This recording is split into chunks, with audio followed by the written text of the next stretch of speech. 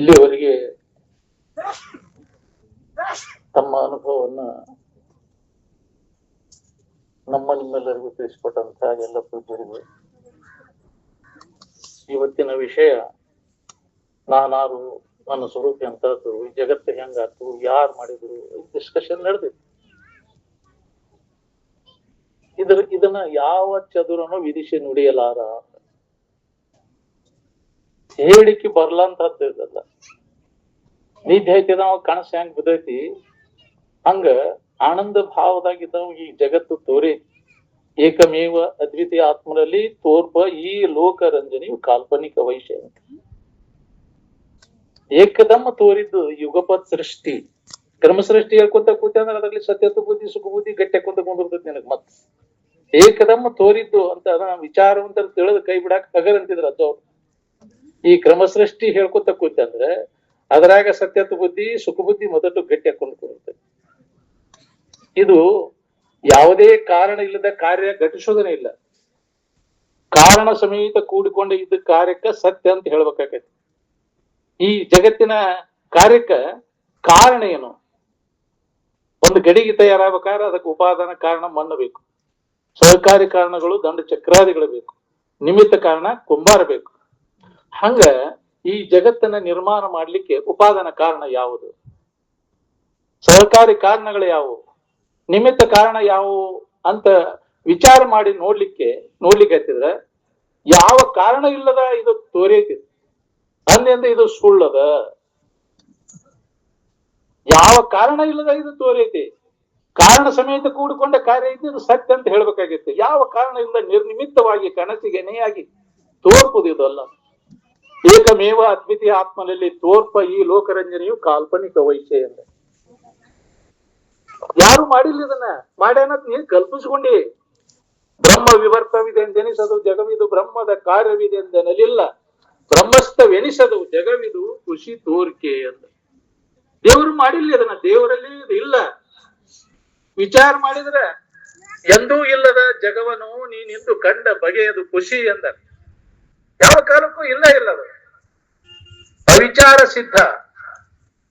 ವಿಚಾರ ಇಲ್ಲದಕ್ಕೆ ಇದು ತೋರ್ತೈತಿ, ವಿಚಾರ ಮಾಡಿದ್ ನೋಡಿದಾಗ ಇದು ಇಲ್ಲ. ಅದಕ್ಕೆ ನಾವು ವಿವೇಕಕ್ಕೆ ಮುಖ ಕೊಟ್ಟಾಗ ಇದು ಇಲ್ಲ ಮಿಥ್ಯಾ ಅದ ಅನ್ನೋದು ಅನುಭವ ಬರ್ತೈತಿ. ಅದಕ್ಕೆ ಅದನ್ನ ಅವ್ರು ಹೇಳ್ಯಾರ ಶಂಕರಾಚಾರ್ಯರು, ಜಗನ್ಮಿಥ್ಯಾ ಬ್ರಹ್ಮ ಸತ್ಯ ಜೀವೋ ಬ್ರಹ್ಮೈವ ನಪರಃ ಅಂತ. ಕೋಟಿ ಗ್ರಂಥಗಳ ಸಾರವನ್ನ ಒಂದು ಅರ್ಥ ಸುಲೋಕನ್ಯಾಗ ನಾ ಹೇಳ್ತೇನೆ ಅಂತ ಅವ್ರು ಹೇಳ್ಯಾರ. ಅವ್ರು ಯದುಕ್ತಂ ಗ್ರಂಥ ಕೋಟಿ ಬಿ ತದರ್ಥಂ ಅರ್ಧ ಶ್ಲೋಕೇನ ಪ್ರಭಕ್ಷಯ ಜಗನ್ಮಿಥ್ಯಾ ಬ್ರಹ್ಮ ಸತ್ಯ ಜೀವೋ ಬ್ರಹ್ಮೈವ ನಪರಃ. ಅದಕ್ಕೆ ಅವರು ವಿಚಾರ ಮಾಡಿ ನೋಡಿದ್ರೆ ಇದು ಜಗತ್ತಿಲ್ಲ, ಸುಳ್ಳ ಐತೆ ಅಂತ ತಿಳ್ಕೊಂಡ ಏನೇನೇನೋ ಮನಸ್ಸಿನ ಸಮಾಧಾನ ಶಾಂತಿ ಕೆರೆದು ಹೋಗ್ತಿದೆ. ಇಲ್ಲ ಅದು ಕೋಟಿ ಪಟ್ಟು ಸುಳ್ಳದ. ಹಂಗಂದ ಅದನ್ನ ಮಾಡಿದವ ಎಷ್ಟು ಪಟ್ಟ ಸುಳ್ಳದನು ಅಂತ. ಜಗತ್ತನ ಕೋಟಿ ಪಟ್ಟು ಸುಳ್ಳು ಐತೆ ಅಂದಿಂದ ಇದನ್ನ ಮಾಡಿದವ ಎಷ್ಟು ಪಟ್ಟು ಸುಳ್ಳದಾನ. ದೇವರೊಬ್ಬವದಾನ, ಮಾಡಿದವ ಜೀವಿಗಳದಾರ ಅನ್ನೋದೆಲ್ಲ ಭ್ರಮ ಇದು ಅಂತ. ಭ್ರಮೇಣ ಅಹಂ ಭ್ರಮೇಣ ತುಂ ಭ್ರಮೇಣೋಪಾಸಕ ಜನಃ ಭ್ರಮೇಣ ಈಶ್ವರ ಭಾವತ್ವಂ ಭ್ರಮ ಮೂಲಂ ಇದಂ ಜಗತ್ತನ್. ಒಬ್ಬ ಮಾಡ್ಯಾನ, ಇವ್ರಿಗೆಲ್ಲ ಸೃಷ್ಟಿಕರ್ತದಾನ, ಅವ್ರಿಗೆಲ್ಲ ಇದನ್ನ ಕೊಟ್ಟಾನ, ನಮ್ಗೆಲ್ಲ ಇದನ್ನ ಮಾಡಿ ಅನುಕೂಲ ಮಾಡಿ ಕೊಟ್ಟಾನ ಅಂತ ನಾವ್ ಅಂತಿರ್ತೇವೆ. ಎಲ್ಲದಾನ ಕರ್ಕೊಂಬರ್ಲೇ ಇದ್ರವನ್ ಅಂತಿದ್ರ ಅಜ್ಜವ್. ಇದ್ರ ಕರ್ಕೊಂಬ ನೋಡೋಣ ಅಂತ ಹೊರಗೆ ಹಚ್ಚಿ ನೋಡಿದ್ರೆ ಇಲ್ಲ ಏನೇನೋ ಬರ್ದದ್ದೆಲ್ಲ ಸತ್ಯನ. ಯಾರದಾರ ಬರ್ದಾನ ತಂಬಾಕ್ ಹೋಗ್ಬೇಡ, ಯಾರು ಹೇಳಿದ್ದೇನೆ ಹೇಳಕ್ ಹೋಗ್ಬೇಡ. ಇಲ್ಲಿ ಅನುಭವಕ್ಕೆ ಹೊರಗೆ ಹೆಚ್ಚಿ ನೋಡ್ಕೋ. ನಮ್ಮ ಅನುಭವಕ್ಕೆ ಹೊರಗೆ ಹೆಚ್ಚಿದ್ದನ್ನು ನಂಬವ್ರು ನಾವು. ಅನುಭವ ಶ್ರೇಷ್ಠ, ಎಲ್ಲಕ್ಕಿಂತ ಅನುಭವ ಶ್ರೇಷ್ಠ ಅದ. ಯಾವ ಗ್ರಂಥದ ಯಾರು ಹೇಳಿದ್ವು ನೀನು ನಮ್ಮ ಸ್ವಂತ ಅನುಭವದ ನಮ್ಮಲ್ಲಿ ಹೊರಗೆಲ್ಲ ಐತಿದ್ರು ಅಂತವ್ರು. ನಮ್ಮ ಅಂತೇಳಿ ಬಂಗಾರ ಇರ್ಲಿಕ್ಕೂ ಹೊರಗೆಲ್ಲ ಐತಿ. ಹೊರಗೆ ಹೆಚ್ಚಿ ನೋಡವ್ರು ನಾವು. ಏನ್ ಅಂದಾಗ ನಮ್ಮ ಅನುಭವಕ್ಕೆ ಹೊರಗೆ ಬಂತಂದ್ರೆ ಅದ ನಾವು ಸತ್ಯ ಅನ್ನೋರು. ಬೇಕಾದವ್ರು ಬರ್ಲಿ, ಅವ್ರು ಬೇಕಾದವ್ರ ಗ್ರಂಥದಾಗ ಯಾರು ಏನ್ ಹೇಳಿದ್ರು ಸುಧಾ ನಮ್ಮ ಅನುಭವಕ್ಕೆ ಬಂದದ್ದು ಸತ್ಯ. ಶ್ರುತಿ ಸ್ಮೃತಿ ಶಿಷ್ಟರ ಆಚರಣೆ ಕಡಿಕ ಸ್ವಾನುಭವ, ತನ್ನ ಸ್ವಂತ ಅನುಭವದ ಹೊರಗೆಲ್ಲಿಗೆ ಹೆಚ್ಚು ನೋಡಿದಾಗ ಅದು ಸತ್ಯ ಅಂತ ನಮಗ್ ಗೊತ್ತಾಕೈತಿ. ಅದಕ್ಕೆ ಅನುಭವನ ಶ್ರೇಷ್ಠ ಅಂತ ಹೇಳ್ಯಾರ. ಎಲ್ಲ ಉಳ್ಕಿದ್ದು ಸಹಿತ ಅವನು ಹೇಳ್ಯಾರ. ಭಗವದ್ಗೀತಾ ಕಿಚಡಿ ಹೈ, ವೇದ ಪಿಕ್ಕಿ ಹೈ, ಉಪನಿಷತ್ ಅಸ್ಪಷ್ಟ ಹೈ, ಸ್ವಾನುಭವ ಶ್ರೇಷ್ಠ ಹೈ ಅಂತ. ಸ್ವಂತ ಅನುಭವ, ಸ್ವಾನುಭವ ಸುಜ್ಞಾನವಿಲ್ಲದ ಮಾನವನು ಬದುಕಿರೋದೇನು ಸ್ವಾನ ಸೂಕರಂದರಿ ಹೊಟ್ಟೆ ಬರೆದು ಕೊಂಡಿ ಹೋಗುವುದು. ಹೇಳ್ಕೊತ ಹೋಗ್ಬಿಡುದಪ್ಪ ಶಾಸ್ತ್ರ. ಅವ್ರು ಹಂಗ ಹೇಳ್ಯಾರ, ಇವ್ರು ಹಿಂಗ ಹೇಳ್ಯಾರ. ನೀ ಕಂಡದ್ ಹೇಳು ಮಿಂಡ್ರಿ ಮಗನ ಅಂದ. ಶಾಸ್ತ್ರ ಸಂಧಿಗೋಷ್ಠಿ ಪುರಾಣ ಪುಂಡರಗೋಷ್ಠಿ, ಆ ಪುರಾಣದಾಗ ಅವ್ರು ಹೇಳಿರು ಇವ್ರು ಹೇಳ್ಕೊಂತಾನೆ ಎಲ್ಲಾ ಹೇಳ್ಕೊಂತಾನೆ ಹೋದ್ರಿ. ಎಲ್ಲಾನು ಬಲ್ಲಿನೆಂದು ಹೇಳುವರೆಲ್ಲ ಸೊಲ್ಲಿಗೆ ಶರಣರ ಕಥೆಯನ್ನು ಹೇಳುತ್ತಾ ಇವೆಲ್ಲ ಅವಾಗುಣ ಹೋಗಲಿಲ್ಲ ಅಂತ. ಕಾವ್ಯನುಟ್ಟು ತಿಳಿಗುವಿರೆಲ್ಲ ಕಾಮ ಹೋಗಲಿಲ್ಲ, ಯಾವ ಸೋಗಾಕಿರು ಹೋಗುದಿಲ್ಲ. ಅಂತಃಕರಣ ಸ್ವಚ್ಛ ಮಾಡ್ಕೋಬೇಕಾದ್ರೆ ಇವೆಲ್ಲ ನೇಮಗಳನ್ನ ನಾವು ಪಾಲನೆ ಮಾಡ್ಬೇಕಾಗ್ತದೆ. ಬಾಹ್ಯದ ಸೋಗ ಹಾಕಿರೋದು ಹೋಗುದಿಲ್ಲ, ಅದು ಲಕ್ಷಣ ಅಲ್ಲ ಸಾಧತ್ವದ ಲಕ್ಷಣ ಅಲ್ಲ. ಅದು ಬಾಹ್ಯ ಚಿಹ್ನೆಗಳಿಂದ ಅದನ್ನ ಗುರುತಿಸ್ಲಿಕ್ಕೆ ಬರುದಿಲ್ಲ. ಆಂತರಿಕವಾಗಿ ಅದನ್ನ ಅಭ್ಯಾಸ ಮಾಡಿದಾಗ ನಮ್ಗೆ ಅನುಭವ ಬರ್ತದೆ. ಅಂತಃಕರಣ ಸ್ವಚ್ಛ ಆಗ್ಬೇಕಂತಂದ್ರೆ ಯಮ ನಿಯಮಾದಿಗಳ ಪಾಲನೆಯನ್ನ ಮಾಡ್ಬೇಕಾಗೈತಿ.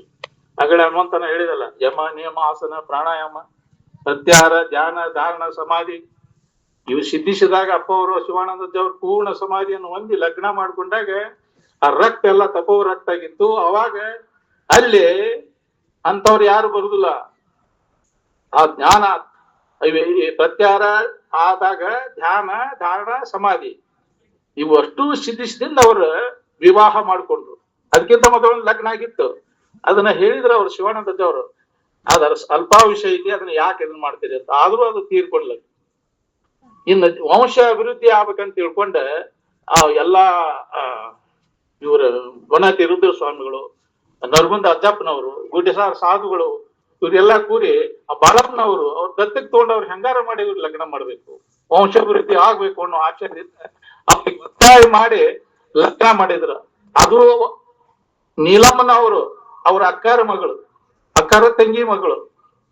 ಅವರು ನಾವು ಆದ್ರ ಅವ್ರನ್ನ ಆಕೆನೆ ಅಂತ ಹಠ ಹಿಡಿದಿದ್ಲ. ಅದು ಕರ್ಮ ಧರ್ಮ ಸಂಯೋಗದಿಂದ ಅವ್ರ ಆತ್ಮಾನಂದಪ್ಪ ಅವ್ರು ಬರ್ಬೇಕಾಗಿತ್ತಲ್ಲಿ ಉದ್ದೇಶ. ಅವ್ರು ಲಗ್ನಾಚಾರ ಮಾಡ್ಕೊಳ್ಳಿಲ್ಲ ಅಂದ್ರೆ ಆತ್ಮಾನಂದಪ್ಪ ಅವ್ರು ಎಲ್ಲಿ ಬರ್ತಿದ್ರು? ಅದು ಉದ್ದೇಶಕ್ಕಾಗಿ ಅವತಾರ ತಾಳ್ಬೇಕಾಗಿತ್ತಲ್ಲಿ. ಅಂತವ್ರು ಬರುದನೇ ಇಲ್ಲ ಅಲ್ಲಿ. ಜ್ಞಾನಿ ಹೊಟ್ಟಿಲೆ ಜ್ಞಾನಿನೇ ಹುಟ್ಟಾನ. ಜ್ಞಾನಿ ಅಂದ್ರೆ ಯಾರು? ಪೂರ್ಣ ಸ್ಥಿತಿಯನ್ನು ಹೊಂದಿದವ. ಅದನ್ನ ನಿಜಗುಣ ಅವ್ರು ಇದ್ರಾಗ ನಿರಂಜನಪ್ಪಗಳು ಸಾಕಷ್ಟು ಸಲ ನನಗೆ ನೋಡ್ಪ ಹಿಂಗದಾರ, ಜನ ಹಿಂಗ್ ಮಾತಾಡ್ತಾರೆ, ಹಿಂಗೈತಿ, ಇದಕ್ಕೆ ಹೆಂಗಂತಿ ನೋಡಂತ ಹಗಲೆಲ್ಲ ಓದಿಸ್ತಿದ್ರು ಅದನ್ನ. ಜ್ಞಾನಿಯ ಕುಲಕೋಟಿ ಬಂಧು ಬಾಂಧವರು ಅನುರಾಗದಿಂದ ಮುಕ್ತ ಪಡೆಯವರು ಅಂತ. ಇದು ಜ್ಞಾನಿ ಕುಲ ಅಂದ್ರೆ ಅದನ್ನ ವ್ಯಕ್ತಪಡಿಸ್ತಿದ್ದಿಲ್ಲ ಅಪ್ಪ ಅವರು. ಅದನ್ನೆಲ್ಲ ಇದನ್ ಮಾಡಕ್ ಹೋಗ್ಬಾರ್ದು. ಸ್ವಂತ ತನ್ನ ಇದನ್ ಮಾಡ್ಕೋತಿ ಆತ್ಮ ಪ್ರಶಂಸೆ ಎಂದು ಮಾಡ್ಕೊಳ್ಳಿಲ್ಲ ಅವರು ಆತ್ಮಾನಂದಪ್ಪ ಅವ್ರು. ಅದ್ ಜನರಿಗೆ ಇದಕ್ಕೈತಿ, ಅದನ್ನ ಯಾಕೆ ಅದನ್ನ ವ್ಯಕ್ತಪಡಿಸ್ತಿ ಬಿಡ, ತಾನಾಗೆ ಗೊತ್ತಾಕೈತಿ ಅದಂತಿದ್ರು ಅದು. ತಾನ ವ್ಯಕ್ತ ಆಕೈತಿ, ಅದನ್ನ ಯಾಕೆ ಅದನ್ನ ವ್ಯಕ್ತಪಡಿಸ್ಲಿಲ್ಲ ಅವ್ರು. ಅವ್ರು ಹಿಂಗದಾರು ಅಂತ ಯಾರಿಗೂ ಹೇಳಿಲ್ಲ ಅವ್ರು. ನಿರಂಜನ ಅಪ್ಪಗಳು ಹಿಂಗದಾರ ಅಂತ ಯಾರ ಮುಂದೂ ಹೇಳಿಲ್ಲ ಅವ್ರು. ಅವ್ನ ಇಲ್ಲಿ ಅಲ್ಲಿ ಹೇಳ್ತಿದ್ರು ಹೊರತು ಅವ್ರೇನ್ ಹಂಗಿಲ್ ಬಿಡೋದು. ಅವ್ರು ತನ್ನಿಂದ ತಾನೇ ಪ್ರಕಟ ಆಗತಿ ಬಿಡತ್ತಿದ್ರು ಅಜ್ಜವ್ರು. ಅದನ್ನೇ ವ್ಯಕ್ತಪಡಿಸ್ಬೇಕು ನಾವು.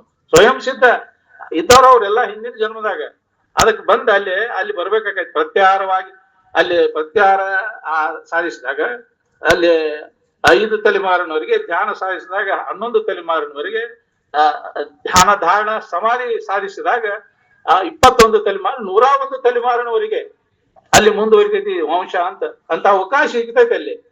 ನಮಗ ಅಂತ ಅವಕಾಶ ನಾವು ಪಡ್ಕೋಬೇಕಾದ್ರೆ ನಮ್ಮ ಭೂಮಿಕಾ ತಯಾರಿರ್ಬೇಕು.